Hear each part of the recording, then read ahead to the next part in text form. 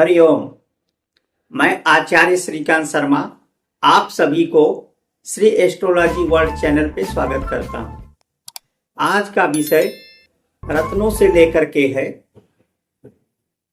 जब भी हम रत्न का विचार करते हैं, कुंडली में जब कोई ग्रह नीच अवस्था में हो जाता है तो उसके रत्नों के लिए मना किया गया है। उसको किसी भी परिस्थिति में ऐसे रत्न नहीं धारण करना चाहिए जो कुंडली में जाकर के नीच अवस्था में हो अथवा पूरी तरह से अस्त हो गया हो।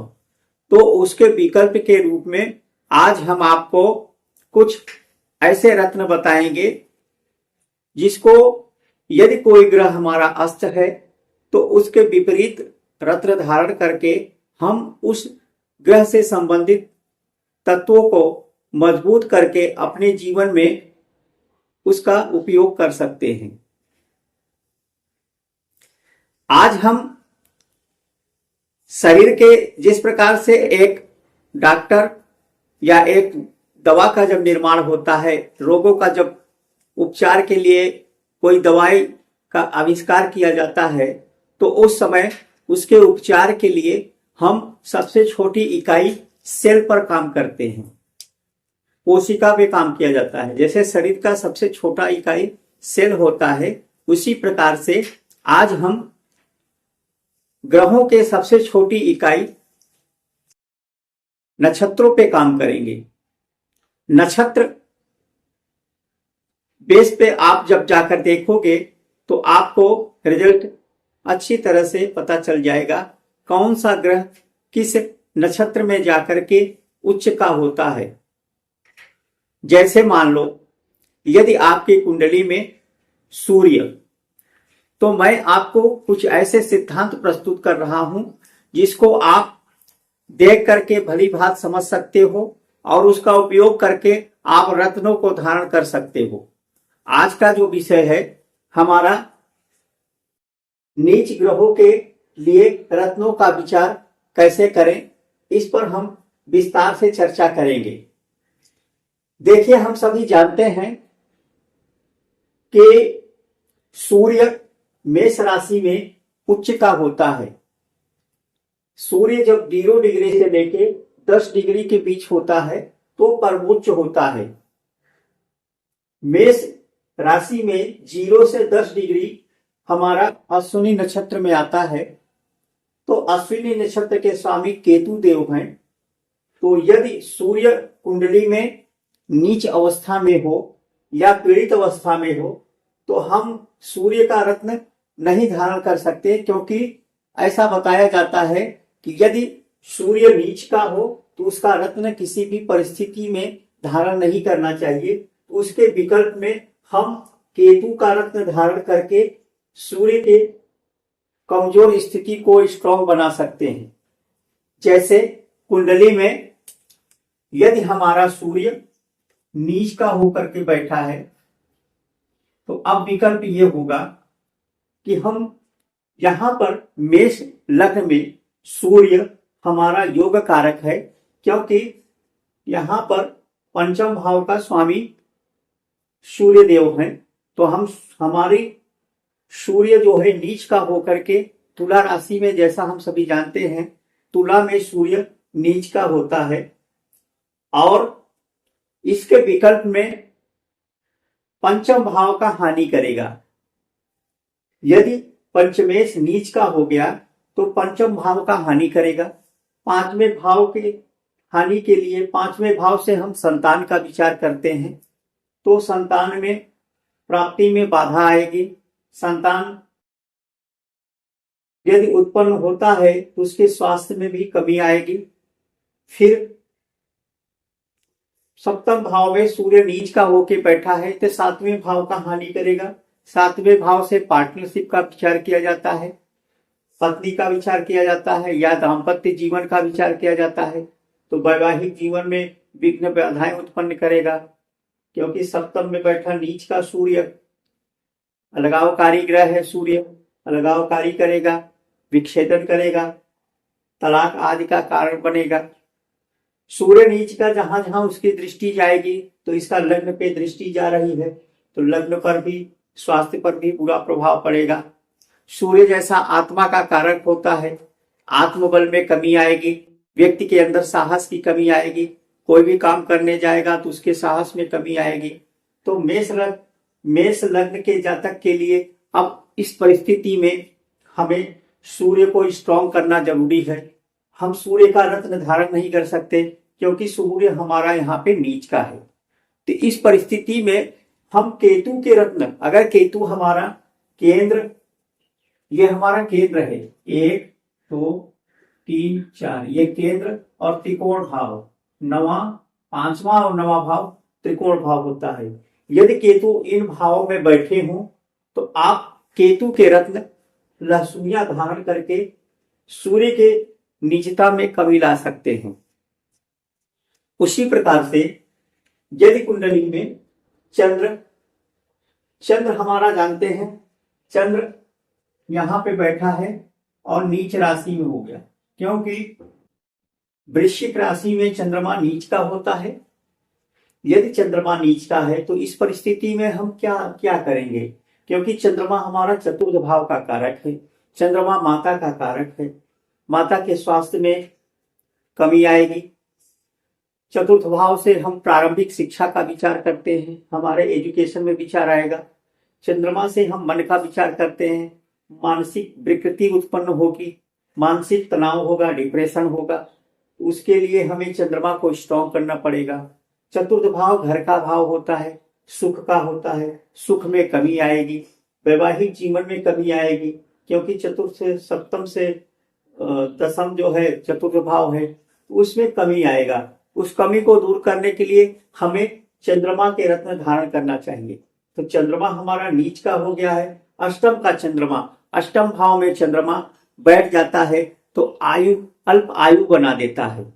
तो ऐसे इसके विकल्प के लिए, चंद्रमा की पीड़ा को समाप्त करने के लिए उसके विकल्प में हम क्या करें, तो उसके विकल्प में आप रत्नों का चुनाव करते समय उसके माइक्रो लेवल पे जाइए।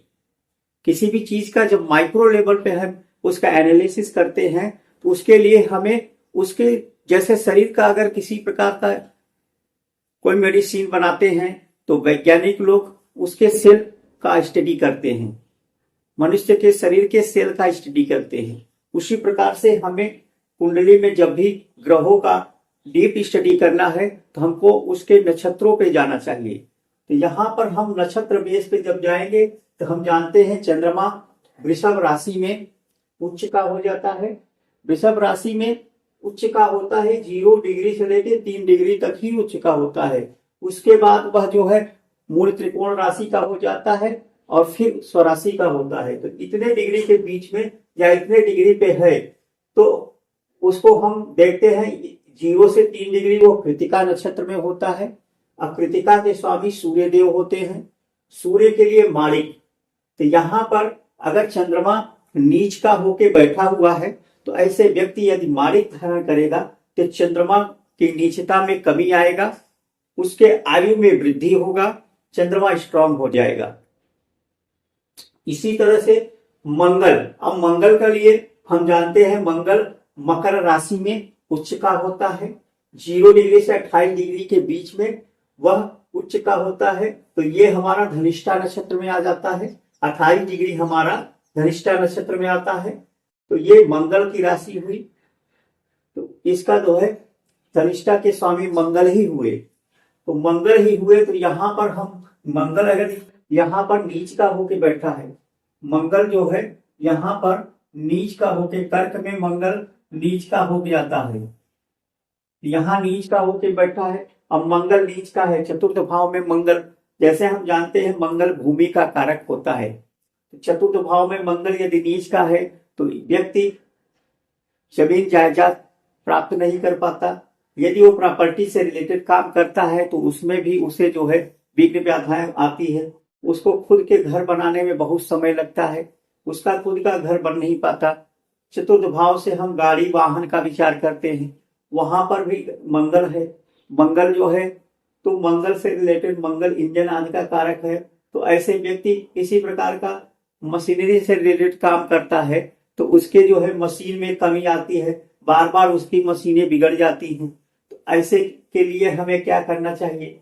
अब यहाँ मंगल योग कारक भी है, क्योंकि लग्नेश खुद है। तो ऐसे जातक को यदि ये नीच का होकर बैठा है तो इसके स्वास्थ्य में भी कमी आएगा। यहाँ से इसकी दृष्टि वर्किंग क्षेत्र पे जा रहा है, कार्य क्षेत्र पे जा रहा है, दसम दृष्टि से देख रहा है, तो वर्किंग फील्ड में भी प्रॉब्लम आएगा। तो वर्किंग फील्ड में जब प्रॉब्लम आता है तो इसके लिए हमें मंगल को सही करना है। तो मंगल को सही करने के लिए हमें माइक्रो लेवल पे जाना है। और मंगल मकर राशि में उच्च का होता है, तो मकर राशि के स्वामी शनि देव होते हैं। तो यहाँ पर हम शनि के रत्न धारण करके ऐसे जातक जीवन में सफलता प्राप्त कर सकते हैं, क्योंकि यहाँ पर ये नीच का है और यहाँ पे उच्च का हो जाता है। तो व्यक्ति यदि शनि से संबंधित, शनि जैसा कि इस कुंडली में दशमेश है, दसम भाव का स्वामी है, तो शनि का रत्न धारण करने पे मंगल की जो नीचता है उसमें कमी आएगा। तो ऐसे व्यक्ति विकल्प के रूप में मंगल से संबंधित रत्न नीलम धारण करे तो वह सफलता प्राप्त करेगा। यदि व्यक्ति का गुरु, आप जानते हैं गुरु हमारा कार्य क्षेत्र दसम भाव में जाकर नीच का होता है।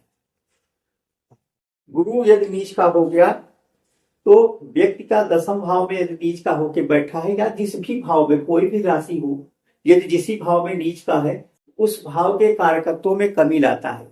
यहाँ पे गुरु नीच का है तो कार्य क्षेत्र में वह विशेष सफलता नहीं प्राप्त करेगा। व्यापार या बिजनेस या किसी प्रकार का नौकरी है तो उसमें वह सफलता नहीं प्राप्त करेगा। और गुरु के जो जिस भाव का स्वामी है भाग्य से है तो उसके भाग्य में कमी आएगा, बार बार उसका भाग्य साथ नहीं देता। बहुत सारे व्यक्ति हम लोगों के पास, ज्योतिषियों के पास आते हैं और बोलते हैं कि गुरुजी हमारा जो है भाग्य साथ नहीं दे रहा है, कार्य क्षेत्र में मुझे सफलता नहीं मिल रहा है। तो हम देखते हैं कि उसके कार्य क्षेत्र का जो स्वामी है वह स्वयं नीच का होके बैठा है, तो यहाँ की कमी आएगी। अगर जन्म स्थान से दूर 12वें घर का भी वह स्वामी है, जन्म स्थान से दूर जाकर वो काम करता है, विदेश में काम करता है, तो वहां पर भी उसे सफलता नहीं मिलता। ऐसे लिए हमें अब नीच के ग्रह कारक में तो हम धारण नहीं कर सकते, जबकि यहाँ पे योग कारक भी है।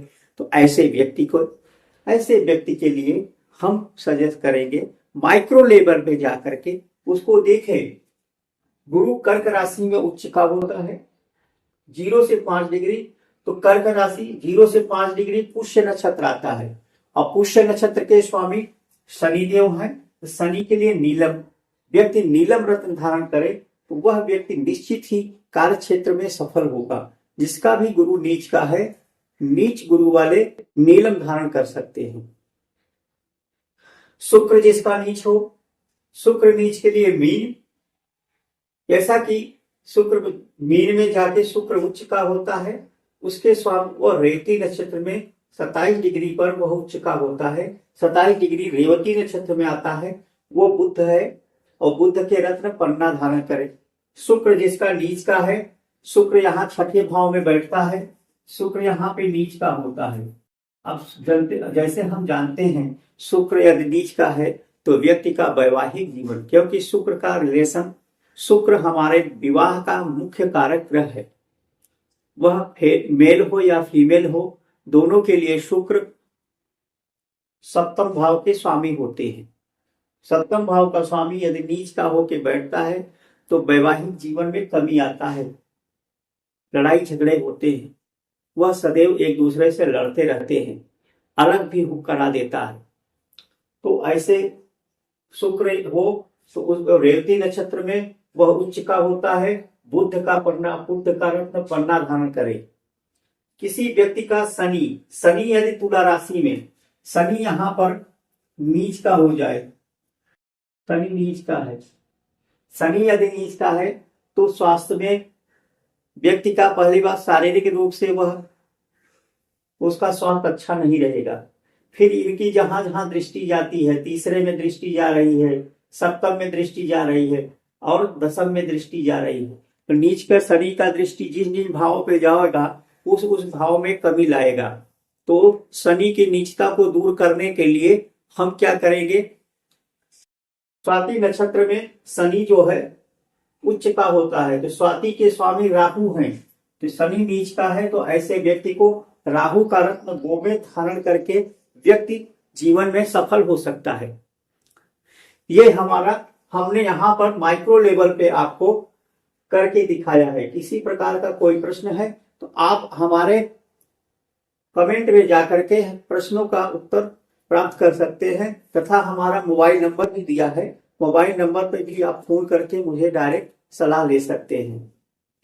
इस प्रकार से आप जो है रत्न धारण करें। इसमें मैंने कई व्यक्तियों को इस प्रकार से रत्न धारण कराया, उनके बिगड़े हुए काम बनने लगे और वह आज खुशहाल हैं। इन्हीं शब्दों के साथ हम आप सबसे आशा करते हैं कि आप हमारे चैनल को लाइक एवं सब्सक्राइब करेंगे, तथा इसी तरह के वीडियो देखने के लिए आप हमें प्रेरित करें। धन्यवाद।